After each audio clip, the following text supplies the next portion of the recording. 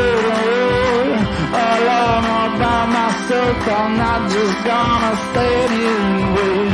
I wanna just decide what is to be my fate. Alone all by myself, I'm not just gonna stay here and wait.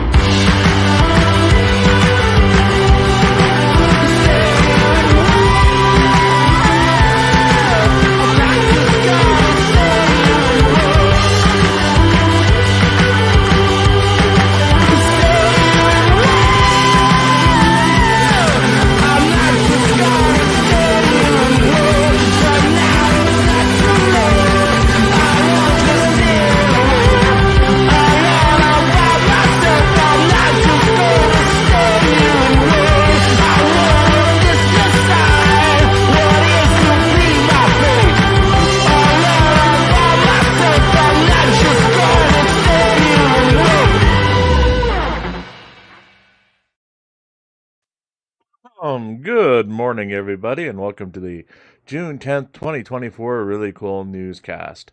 I'm Jim Finch, and I'm going to be your host as we go through stories featuring Chili DeCastro's weird broadcast from Michael Eline last night, Floyd Wallace meets some prostitutes, some Tinder dates, Turtle Boy gets testy in Boston, Massachusetts, and a special Chili DeCastro flash. Yes. Chili DeCastro gets flustered in our flashback. It's been a long and tiring day. I've been up entirely too long since about 2:30 a.m. and we recorded these very, very early in the morning, so please bear with us if anything sounds amiss. The first segment is actually personal diary of sorts, as we're trying that out because we've got news, and that news is we'll be launching the Patreon and merch shop on Sunday.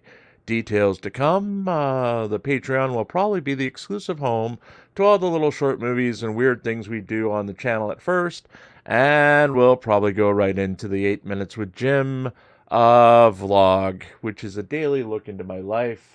As boring as it may sound, since I'm a shut-in and hardly ever leave the house. So, I want to be able to give you a value for your support, so let alone your dollars for those who want to get into the top level there. So we'll be starting small and building it out in our usual over-the-top, oh my god, what the hell is he doing now, disco human sparkling pants ways. With that, on with the show. Be there or be squiggy.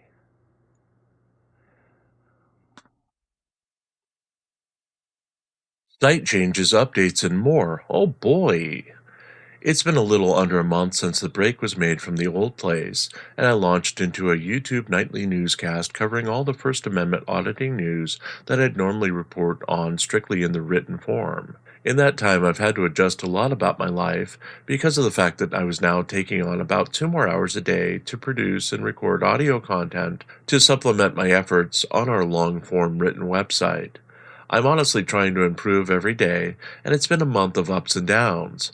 Stylistically, I'm comfortable with the evolution of the product I'm putting out every day. I've come a long way with the daily newscasts, and my news reading is getting better. The format I'm using for the video-audio reports is getting a bit more professional, as I've switched to using Adobe Premiere and Adobe Audition instead of Adobe Express, and I think you'll be seeing some of my best work ever as things move forward this week. Remember, I'm self-taught, and less than 2 weeks ago I had no clue how to use either product, let alone on the level where I'd be producing a nightly newscast. I've had setbacks for sure this month. My throat is a mess. The usual mix of allergies and early summer sinus infections have knocked me off my feet a couple of times this past week.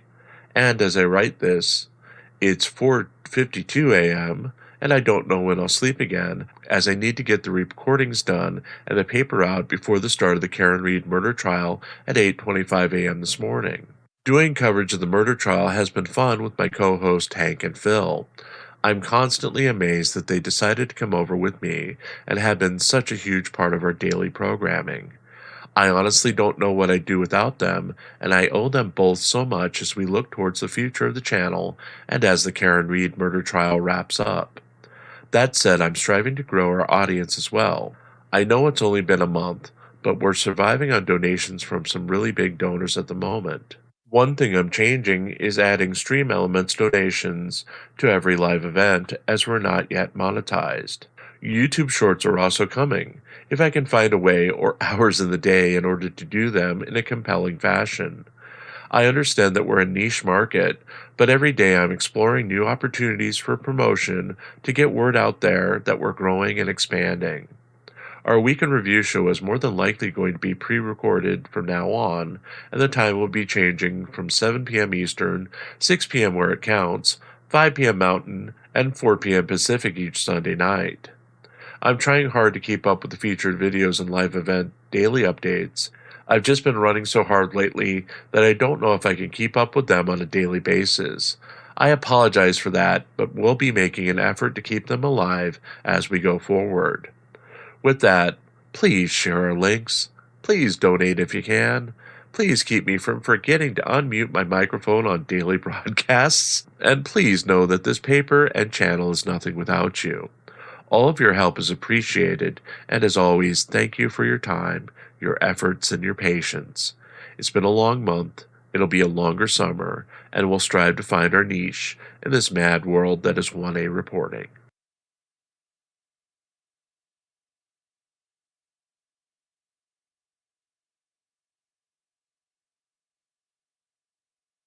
Eline's incredible numbers have no impact on Goose Egg Sunday.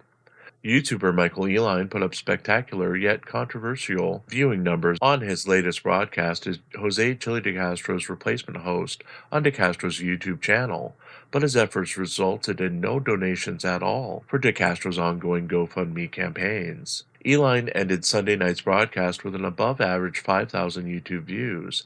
That number, incredibly, grew to 25,000 within an hour of the end of the broadcast, then grew again to 35,000 and sat at 42,000 viewers when it seemed to taper out by 10 p.m. Eastern. Those viewers didn't interact with chat, didn't leave comments, and didn't provide likes to the video. They just appeared and observed waves until stopping, leading to the usual accusations that they were paid viewers, not necessarily viewers paid for by Eline. We defend Eline as he is proven to be incompetent in almost all aspects of his persona. His legal advice has been decimated by those in the legal community who actually went to law school and have active practices.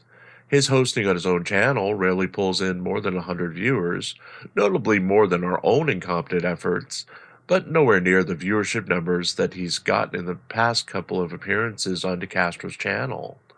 Our opinion is that he wouldn't know where to buy viewers or have the money to pay for those viewers. On the other hand, though, if someone would pay for viewership to come in waves and come in after the event in the most suspicious way possible, it'd be Michael Eline. But those are opinions and not proven facts. We also have previous evidence of outside actors who would purchase viewers, likes, and subscribers on behalf of De Castro. Before his current incarceration in the Clark County, Nevada Detention Center, De Castro had days when his likes would mysteriously outpace his actual viewing numbers. De Castro never addressed it, and there was always bragging on various Discord servers that outside forces paid for those likes. History is there for the troll, but proof, as always, will be hard to come by. Eline could have just hit the algorithm again, and those viewers were just overly impressed with his presentation and didn't stick around to become subscribers, according to Social Blade Sunday status updates to De Castro's channel. They did that for, reasons? As for the rest, it was goose eggs across the board. Eline brought in no money for De Castro despite his efforts, and neither did the rest of the motley crew that we follow. It's starting to look like a long week as we head into the middle of the month. As always, if you'd like to help us out, we do have a GoFundMe of our own, located in the scroll below. All proceeds go to keeping the lights on, eating, and writing new stories to feature here and on ReallyCoolSite.org.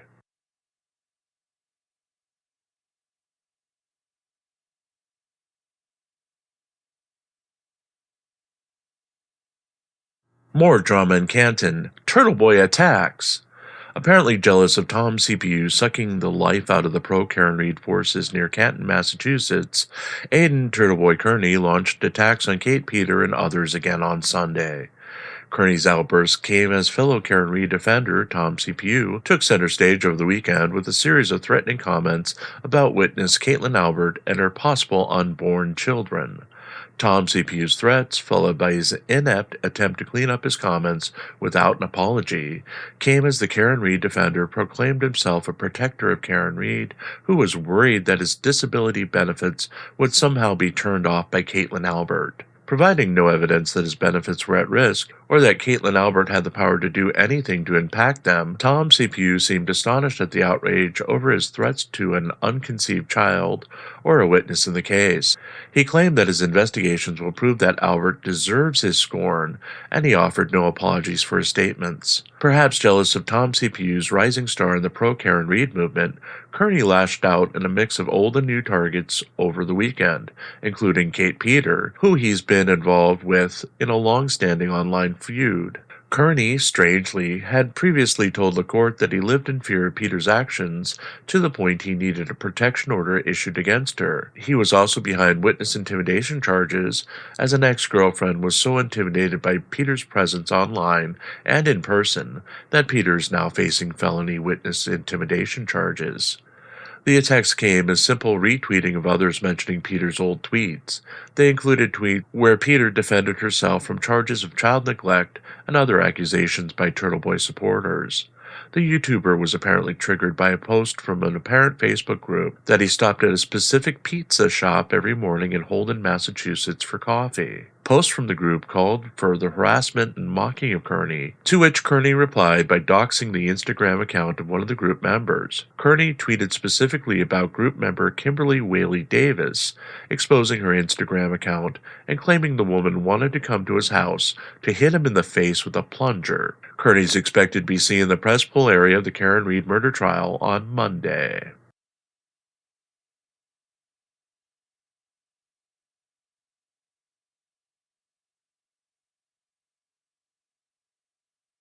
Mystery surrounds Wallace dream dates.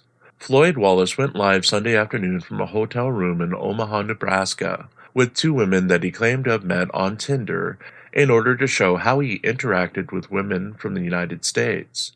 In typical Wallace fashion, he couldn't remember the names of either woman. He called one Maria until she corrected her name to be Mia, and apparently did not know the name of the other woman until he asked for it 30 minutes into the broadcast. He did, however, confirm that they were adults, with Mia aged 24 and Debbie aged 22. He then offered to sell their contact information for $50 per woman via Cash App donations, with all the money going directly to each woman. Due to Wallace's past, accusations were immediately made that the women were prostitutes, with Wallace claiming that he knew Maria/Mia from Tinder and they were friends.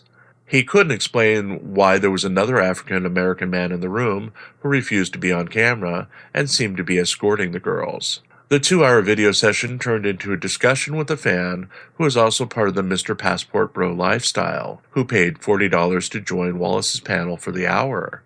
That fan handled most of the questions from chat, as Wallace marveled at the women in his room, adding comments from time to time. One of the insights Wallace provided was that he didn't like to have sex with multiple groups of women at once. He claimed to have tried 3 women at once in Brazil and felt it wasn't right for him, indicating that he had to immediately shower afterwards in order to clean himself of possible sexually transmitted diseases. Updating his travel plans, he said he was in the United States temporarily and that all of his criminal cases had been resolved. He said that he could travel to Colombia and Brazil immediately if he had the funding, and would soon launch a campaign for donations towards his next trip outside of the United States. Wallace then pondered going back to the Dominican Republic in order to resolve the billing snafu from the hospital, which he claims double billed him on Friday, leading to his emergency fundraising livestream. He wondered when 30 days were up and when he could legally re-enter the country in order to return to confront the hospital workers. The stream ended with updates on his attempts to purchase a vehicle. Wallace claimed that he was driving a rental car right now, and that the woman who rented it to him said she would sell it to him if he could come up with a down payment for the purchase. Wallace is expected to be staying in Nebraska for the next few weeks and will be live streaming daily as he fundraises to cover more travel expenses.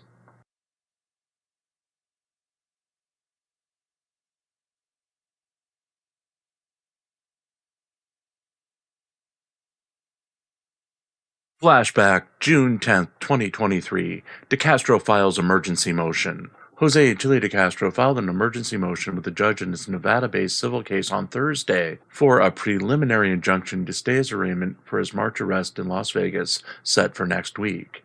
In the four-page briefing, De Castro claims that his arraignment for obstruction and interference charges would have a direct impact on his civil case and would chill his rights. It also states that he expected to have the results of his internal affairs complaint by the time of his arraignment.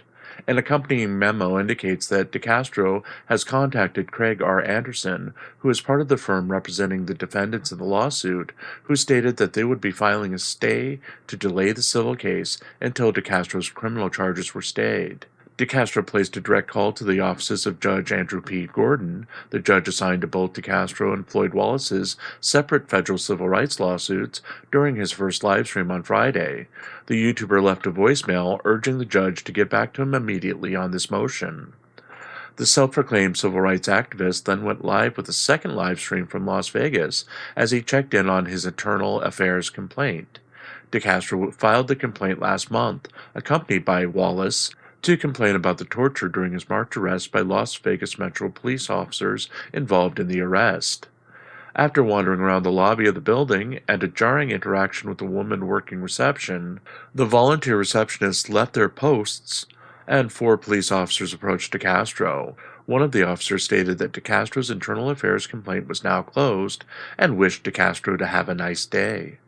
De Castro appeared stunned by the news, following two of the officers outside and attempting to make small talk with them twice.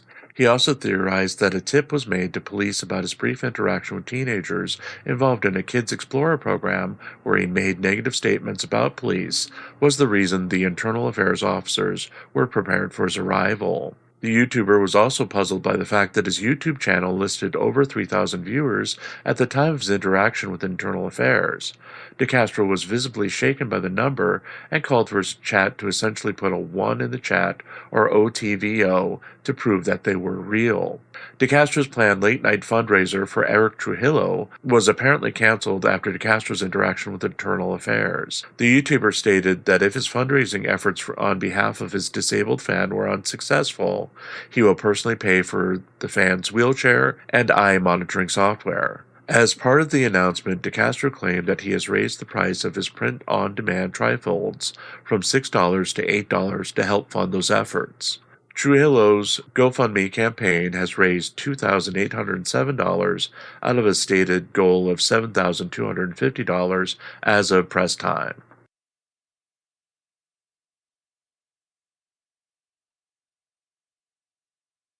Well, folks, that's it for today. Thank you all so much for being here. We are considering moving to 6:30 Eastern.